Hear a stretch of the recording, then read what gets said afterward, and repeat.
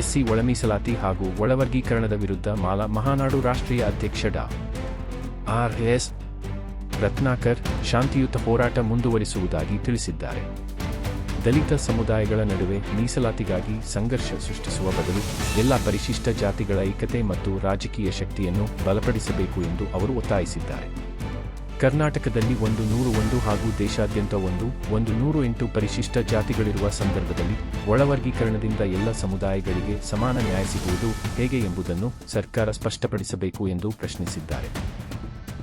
ಹೆಚ್ಚಿನ ಅವಕಾಶ ನೀಡಬೇಕೆಂಬ ಉದ್ದೇಶವಿದ್ದರೆ ಎಸ್ಸಿ ಮೀಸಲಾತಿಯ ಪ್ರಮಾಣವನ್ನೇ ಹೆಚ್ಚಿಸಿ ಹೆಚ್ಚುವರಿ ಅವಕಾಶ ಕಲ್ಪಿಸಬಹುದು. ಆದರೆ ದಲಿತ ಸಮುದಾಯಗಳ ನಡುವೆ ಭಿನ್ನಾಭಿಪ್ರಾಯ ಮೂಡಿಸುವ ಕ್ರಮವನ್ನು ಒಪ್ಪಲು ಸಾಧ್ಯವಿಲ್ಲ ಎಂದಿದ್ದಾರೆ. ಜನರು ಪ್ರಜಾಪ್ರಭುತ್ವದ ಮಾರ್ಗದಲ್ಲಿ ಶಾಂತಿಯುತವಾಗಿ ಹೋರಾಟ ನಡೆಸಿದರೆ ಸರ್ಕಾರಗಳು ಜನರ ಧ್ವನಿಗೆ ಸ್ಪಂದಿಸಲೇಬೇಕು ಎಂದು ಅವರು ಹೇಳಿದ್ದಾರೆ. ಎಸ್ಸಿ ಒಳವರ್ಗೀಕರಣಕ್ಕೆ ಅವಕಾಶವಿಲ್ಲದಂತೆ ಸಂವಿಧಾನಕ್ಕೆ ಸೂಕ್ತ ತಿದ್ದುಪಡಿ ತರಬೇಕು. ಈ ಬೇಡಿಕೆ ಈಡೇರುವವರೆಗೆ ಹೋರಾಟ ನಿಲ್ಲುವುದಿಲ್ಲ ಎಂದು ಡಾ. ರತ್ನಾಕರ್ ಸ್ಪಷ್ಟಪಡಿಸಿದ್ದಾರೆ.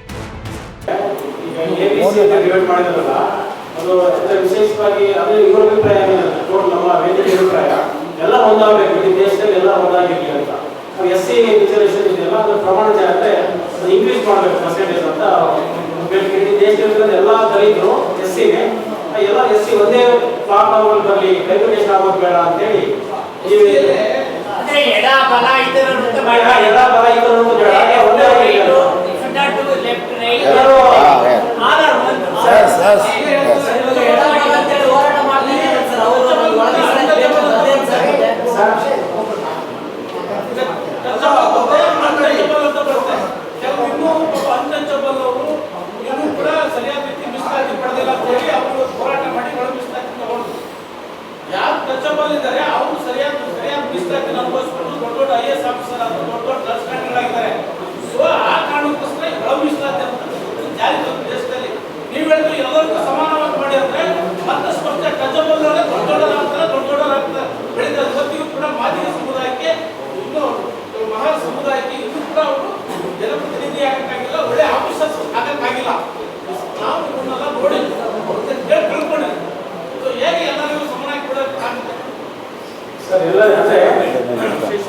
Sir, this is the, you told that one matter is the only majority of the people, 80% is there in AP, but they are given only 2 or 3%, 7.5. How can it is possible?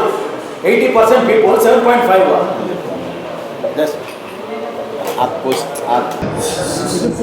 Okay. Good afternoon, all of you. I am Dr. Ratnakar, National President for ROCKS and Mahanadu. It's an organization fighting against the subclassification of SCs, my dear friends. ಎಲ್ಲರಿಗೂ ನಮಸ್ಕಾರ, ಎಲ್ಲರಿಗೂ ಸ್ವಾಗತ. ನನ್ನ ಆತ್ಮೀಯ ಕನ್ನಡ ಸ್ನೇಹಿತರೆ, ಈ ದೇಶದಲ್ಲಿ ಎಲ್ಲ ರಾಜಕೀಯ ಪಕ್ಷಗಳು, ಅದರಲ್ಲೂ ಬಿಜೆಪಿ ಮತ್ತು ಮೋದಿ, ಎಸ್ಸಿ ಮೀಸಲಾತಿ ವರ್ಗೀಕರಣದ ನೆಪದಲ್ಲಿ ದಲಿತ ಸಮುದಾಯವನ್ನು ವಿಭಜಿಸುತ್ತಿದ್ದಾರೆ ಕನ್ನಡ ಸ್ನೇಹಿತರೆ, ಮತ್ತು ಅವರು ದಲಿತ ಜನಾಂಗ ವಿರುದ್ಧ ಪಿತೂರಿ ನಡೆಸುತ್ತಿದ್ದಾರೆ ಸ್ನೇಹಿತರೆ. ಇದು ಒಂದು ಸಾಮಾಜಿಕ ನ್ಯಾಯವಲ್ಲ, ಇದು ಒಂದು ಸಮನ್ಯಾಯವಲ್ಲ, ಇದು ಒಂದು ದೊಡ್ಡ ದಲಿತ ವಿರುದ್ಧ ಪಿತೂರಿಯಾಣ. That is the reason why ನಾವೆಲ್ಲರೂ ಒಟ್ಟಾಗಿ ಇದರ ವಿರುದ್ಧ ಹೋರಾಡಬೇಕು ಸ್ನೇಹಿತರೆ. ಇಲ್ಲದಿದ್ದರೆ ನಾವು ಈ ದೇಶದಲ್ಲಿ ಅಸ್ತಿತ್ವದಲ್ಲಿ ಇರುವುದಿಲ್ಲ ಕನ್ನಡ ಸ್ನೇಹಿತರೆ. ದಯವಿಟ್ಟು ಆಲಿಸಿ, ದಯವಿಟ್ಟು ಮರೆಯಬೇಡಿ. भाई और बहनों सुनिए, देश भर में एससी आरक्षण वर्गीकरण के बहाने देश भर में सभी राजनीतिक पार्टियां दलितों की एकता को कमजोर कर रही है. इस पर हमें सभी को मिलकर लोकतांत्रिक लड़ाई करनी चाहिए. भाई और बहनों, लड़ना है. भाई और बहनों, आप जानते हैं क्या, एससी आरक्षण वर्गीकरण भारत के इतिहास में दलित एकता पर सबसे बड़ा राष्ट्रव्यापी राजनीतिक षड्यंत्र है. इसे रद्द किया जाना है, रद्द करना है. My dear friends, SC subclassification under the guise of social justice and equal justice, it is the biggest ever conspiracy on the unity of Dalits. Are you aware of these facts? BJP and Modi is doing conspiring against the unity of Dalits. Their main aim is not to look at the achievement of independent political power even in the Devs, my dear friends.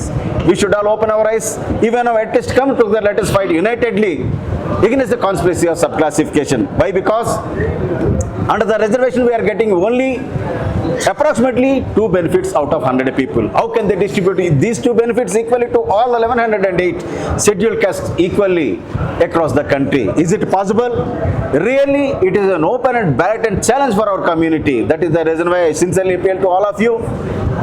Prepare for a nationwide, peaceful, consistent, relentless, democratic peace fight against the conspiracy of subclassification. We must have a constitutional amendment that said should be SCs cannot be subclassified under the guise of subclassification and social justice. Thank you all. Jai Bhim, Jai Hind, Jai Karnataka.